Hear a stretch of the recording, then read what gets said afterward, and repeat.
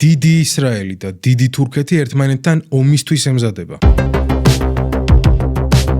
სანამ სოფლიო ამერიკა-ირანის ომის დასრულებითაა დაკავებული, ახლო აღმოსავლეთში ერდოღანი და ნეთანიაჰუ სიტუაციას ზაბავენ. It will not be divided again. Diyorum, Hitler özentisi tiplerin kuyruk acısı belki de hiç geçmeyecek. უკრაინის ომის შემდეგ ირანის ომად თურქეთს უზარმაზარი პოლიტიკური და ეკონომიკური შესაძლებლობები გაუხსნა, რის გამოც ანკარა აქტიურდება და ეს ისრაელს არ მოწონს. ერდოღანმა უკვე ღიად განაცხადა, რომ ნეთანიაჰუს მკვლელთა ქსელი სირიაში და ლიბანში პირდაპირ საფრთხეს უქმნის თურქეთს და მკაცრად გააფრთხილა კვიპროსზე ცეცხლის გაჩაღების შესახებ. საპასუხოდ ნეთანიაჰუმ ერდოღანს ანტისემიტი დიქტატორი უწოდა, რომელიც ქურთებს ებრძვის, მედიას ახშობს და ჰამას მფარველობს. ისრაელის უსაფრთხოების წრეების და ყოფილი პრემიერ-მინისტრის აზრით კი თურქეთი მათ გეოპოლიტიკურ კალში მოქცევას ცდილობს. Turkey is the new Iran. თურქეთი უკვე ღიად მიიჩნევს თავს ისრაელის სამიზნედ ირანის შემდეგ.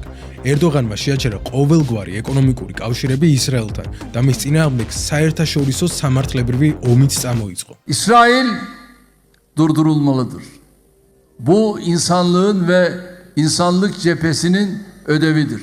ისრაელის უსაფრთხოების სტრატეგია ნაგელის კომისია ჯერ კიდევ იანვარში ურჩევდა ნეთანიაჰუს თურქეთთან პირდაპირ სამხედრო კონფლიქტისთვის მომზადებულიყო. პარალელურად თურქეთმა ბოლო თვეებში ოფიციალურად შეცვალა სამხედრო მობილიზაციის წესები, გააფართოვა ლოჯისტიკა და მაქსიმალურად დააჩქარა და გააუმჯობესა რაკეტების და დრონების წარმოება. მათ შორის დაპირისპირება კი სავარაუდოდ არა პირდაპირ მათ სახელმწიფო საზღვრებზე, არამედ სირიის ცხელ პოლიგონზე გაჩაღდება. მაგრამ როგორ მიიყვანეს საქმე ამ გლობალურ საფრთხემდე, როცა ომი სხვა ფრონტებზე მთავრდება. საქმე იმაშია, რომ ისრაელმა, რომელმაც იდეაში ამერიკა-ირანის ომში პირველმა დაიწყო დარტყმების მიყენება ირანზე, სამშვიდობო შეთანხმების მიღმა რჩება. CNN-ის მიხედვით, ისრაელმა ირანის გარშემო აზერბაიჯანში, ერაყსა და საამიროებში სადაზვერვო დრონების კოორდინირებული სამხედრო ქსელი შექმნა. აზერბაიჯანის საზღვრიდან ისრაელმა ირანის დაზვერვის უფროსიც კი მოკლა, რასაც ნახჩევანის აეროპორტის დაბომბვა მოჰყვა. საამიროებს კი რკინის გუმბათი მიაწოდა.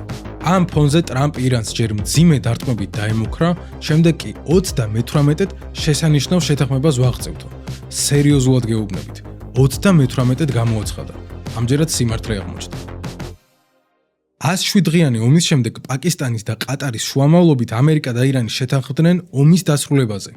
ოფიციალურად ხელს პარასკევს შვეიცარიაში მოაწერენ. 60 დღე ცეცხლს შეწყვეტენ და საომარ მოქმედებებს მუდმივად დაასრულებენ ყველა ფრონტზე. ლიბანის ჩათვლით.